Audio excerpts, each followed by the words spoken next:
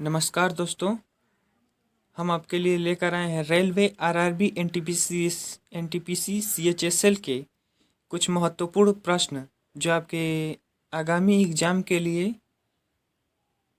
उपयोगी साबित हो सकते हैं। तो चलिए हम शुरू करते हैं। हमारे सामने पहला क्वेश्चन है, विनिमय दर देशी मुद्रा के रूप में विदेशी मुद्रा की एक इकाई की कीमत है। तो इसका सही विकल्प है ऑप्शन नंबर बी। सांकेतिक विनिमय दर जो है देशी मुद्रा के रूप में विदेशी मुद्रा की एक इकाई की कीमत है। विनिमय दर क्या होती है? विनिमय दर जो है एक मुद्रा का दूसरी मुद्रा के रूप में वैल्यू क्या है, वही जो है विनिमय दर है। मान लीजिए कि $1 के लिए यदि हमें 50 रुपये देना पड़े तो विनिमय दर 50 रुपया पर डॉलर होगी। तो ऑप्शन नंबर बी इसका जो है सही विकल्प होगा, ऑप्शन नंबर बी सांकेतिक विनिमय दर। अगला क्वेश्चन है, एक आगत का यानी कि एक इनपुट का प्रति इकाई इनपुट में परिवर्तन के कारण जो निर्गत में परिवर्तन होता है जब सभी अन्य आगत यानी कि सभी इनपुट स्थिर रखे गए हों, तब उसको जो है हम सीमांत उत्पाद बोलते हैं। Option number A. अब उत्पादन फलन क्या होता है यह भी जान लेते हैं। तो उत्पादन फलन उत्पादन के साधनों एवं उत्पाद की मात्रा में संबंध को उत्पादन फलन कहते हैं। उत्पादन का साधन से मतलब है भूमि, पूंजी और श्रम इत्यादि से।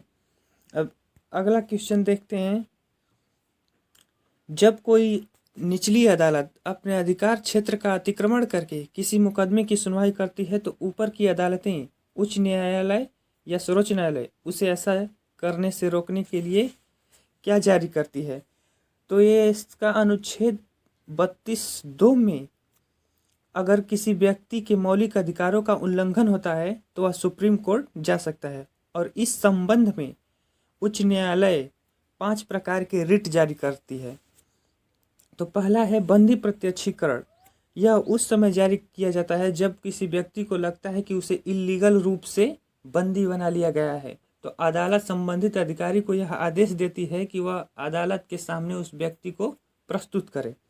अगला है परमादेश। परमादेश तब जारी किया जाता है जब कोई व्यक्ति अपने कर्तव्य का पालन नहीं कर रहा होता है, तो उस अधिकारी को यह आदेश दिया जाता है कि वह अपने कर्तव्य का पालन करे। और प्रतिषेध।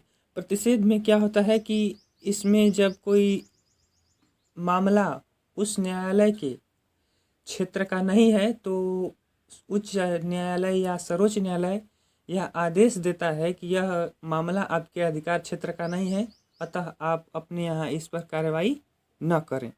अब अधिकार परीक्षा। अधिकार परीक्षा में क्या होता है कि जब कोई व्यक्ति अपने अधिकारों का इल्लीगल उपयोग कर रहा हो तो अदालत उससे पूछती है कि आप किस अधिकार के तहत यह कार्य कर रहे हैं। यदि संतोषजनक जवाब मिल जाता है तो उसे आगे कार्य करने की अनुमति देती है, और यदि नहीं तो उसे रोक देती है। और एक होता है उत्प्रेषण। अधीनस्थ न्यायालयों में जैसे कि बहुत लंबे समय तक मामले अटके रहते हैं, तो उच्च न्यायालय यह आदेश जारी करती है कि आप अपने यहाँ लंबित मुकदमों को अपने से वरिष्ठ न्यायालयों को भेजें ताकि न्याय निर्णय पर विचार किया जा सके। तो इसका ऑप्शन नंबर सी जो है सही विकल्प है, प्रतिषेध। अब अगला क्वेश्चन है, वर्ष 1930 ईस्वी में किसकी गिरफ्तारी के कारण पेशावर में उग्र प्रदर्शन हुए? तो हम आपको बता दें कि 1930 ईस्वी में सविनय अवज्ञा आंदोलन चल रहा था और उसमें पेशावर में अब्दुल गफ्फार खान इस आंदोलन का नेतृत्व कर रहे थे, जिसके कारण इनको पेशावर से गिरफ्तार कर लिया गया। इन्होंने खुदाई खिदमतगार नामक संगठन का निर्माण भी किया था और ये गांधी जी के साथ आंदोलन में भाग लिए थे, जिसके कारण इनको सीमांत गांधी भी कहा जाता है। और लाल कुर्ती आंदोलन इन्हीं से संबंधित है। तो ऑप्शन नंबर इस प्रश्न का ऑप्शन नंबर ए जो है सही विकल्प होगा, अब्दुल गफ्फार खान। अब अगला क्वेश्चन देखते हैं, ईरान, इराक और वर्तमान तुर्की के शासक तैमूर के परवर्ती थे। तो ऑप्शन नंबर सी, मुगल जो थे ईरान, इराक और वर्तमान तुर्की के शासक तैमूर के परवर्ती थे। ऑप्शन नंबर सी जो है इसका सही विकल्प होगा, मुगल। मुगल वंश का संस्थापक जो थे वो बाबर थे। 1526 ईस्वी से 1530 ईस्वी तक शासन किया था। इन्होंने तीन महत्वपूर्ण युद्ध भी लड़े थे। पानी, खाना, चंदा के घर, यानी कि पानीपत, खानवा और चंदेरी घाघरा का युद्ध। पानीपत का युद्ध जो है 21 अप्रैल 1526 ईस्वी में इब्राहिम लोदी एवं बाबर के बीच हुआ था, जिसमें बाबर की विजय हुई। और खानवा का युद्ध जो है 17 मार्च 1527 ईस्वी राणा सांगा और बाबर के बीच लड़ा गया, इसमें भी बाबर विजयी हुआ। चंदेरी का युद्ध 29 जनवरी 1528 ईस्वी, चंदेरी का युद्ध 29 जनवरी 1528 ईस्वी को मेदिनी राय और बाबर के बीच लड़ा गया था, इसमें भी बाबर विजय हुआ था।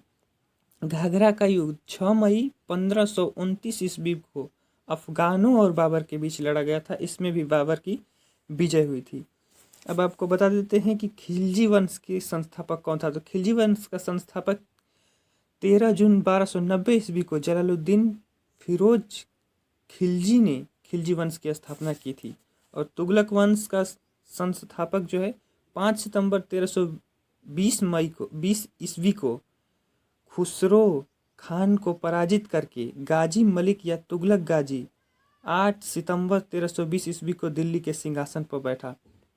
और इसी ने जो है दिल्ली की पहाड़ियों के समीप तुगलकाबाद की भी स्थापना की थी।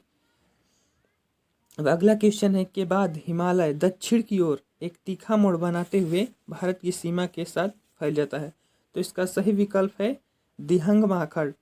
दिहंग महाखंड जो है हिमालय के बाद दक्षिण की ओर एक तीखा मोड़ बनाते हुए भारत की पूर्वी सीमा के साथ फैल जाता है। और यह जो है पूर्व की ओर भारत एवं म्यांमार की सीमा का निर्धारण भी करता है।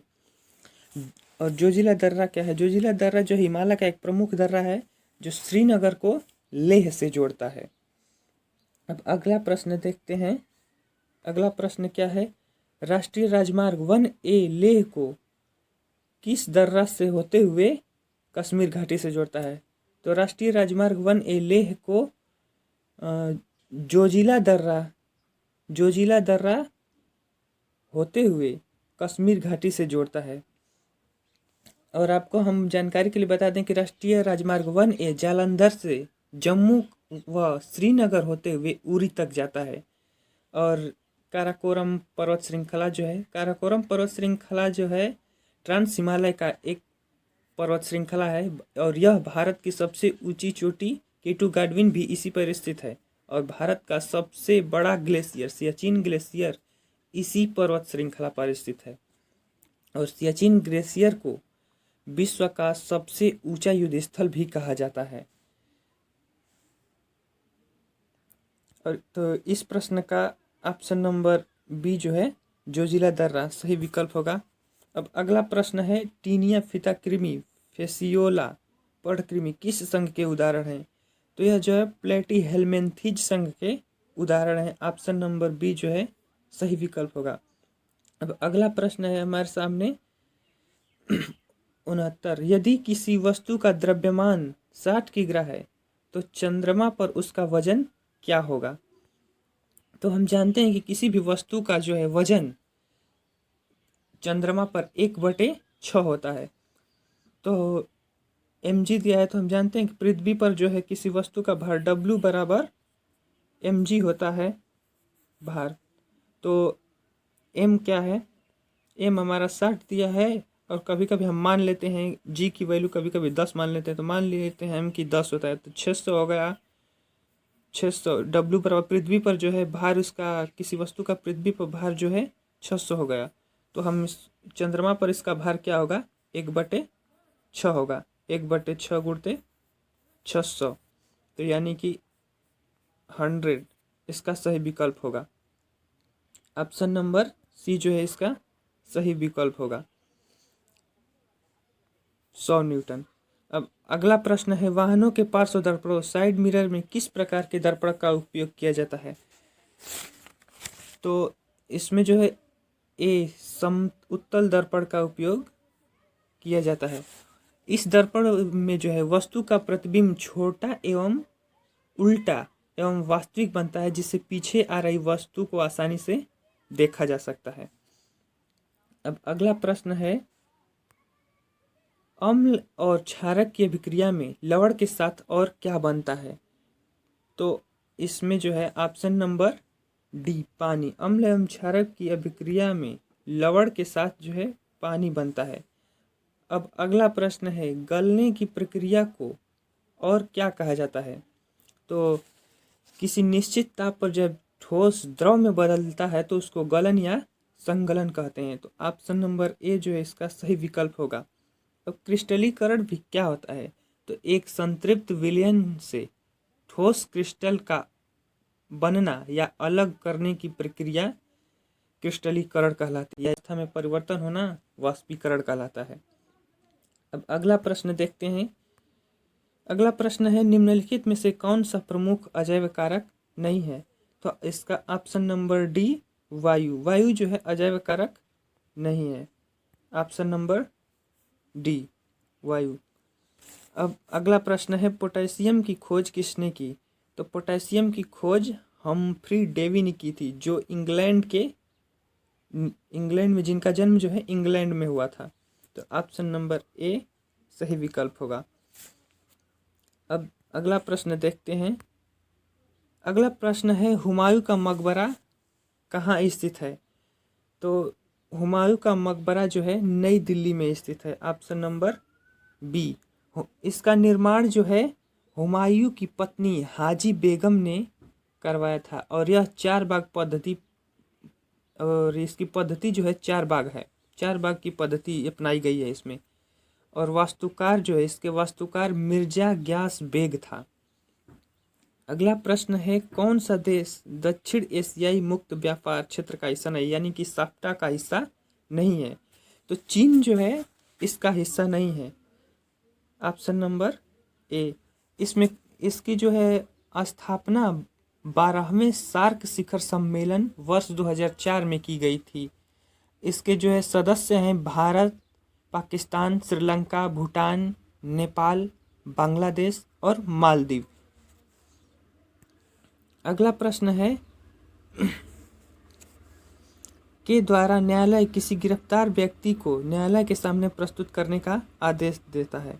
तो यह इसका हम जो पहले डिस्कस कर चुके हैं, यानी कि बंदी प्रत्यक्षीकरण के द्वारा, जो बंदी प्रत्यक्षीकरण रिट है, इसके द्वारा न्यायालय किसी व्यक्ति को न्यायालय के सामने प्रस्तुत करने का आदेश देती है। ऑप्शन नंबर ए जो है सही विकल्प होगा।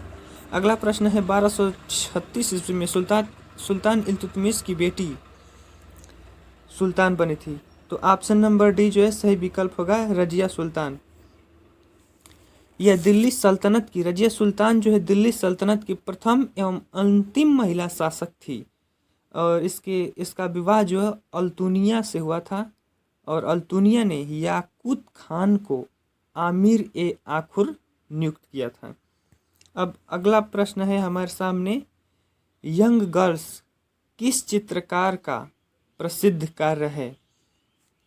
तो यंग गर्ल्स जो है अमृत शेरगिल का प्रसिद्ध चित्रकार है और यह भारत के प्रसिद्ध चित्रकारों में से एक थे। इनका जन्म जो है बुडापेस्ट हंगरी में हुआ था। यानी कि ऑप्शन नंबर ए जो है इस प्रश्न का सही आंसर होगा, अमृता शेरगिल।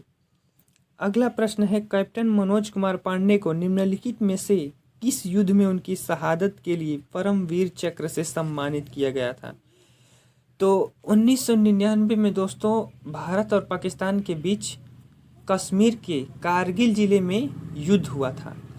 उसी में 1999 में कैप्टन मनोज कुमार शहीद हो गए थे, जिसके लिए इन्हें परमवीर चक्र से सम्मानित किया गया था। और ऑपरेशन विजय भी इसी युद्ध से संबंधित है। यानी कि ऑप्शन नंबर सी जो है इस प्रश्न का सही विकल्प होगा, वर्ष 1999 का कारगिल युद्ध। दोस्तों, अगर ये वीडियो अच्छी लगी हो तो कृपया लाइक, शेयर, सब्सक्राइब करना न भूलें और ऐसे ही और वीडियोज पाने के लिए हमारे चैनल को सब्सक्राइब अवश्य करें। और यदि कोई भी समस्या हो तो नीचे दिए गए कमेंट बॉक्स में कमेंट अवश्य करें।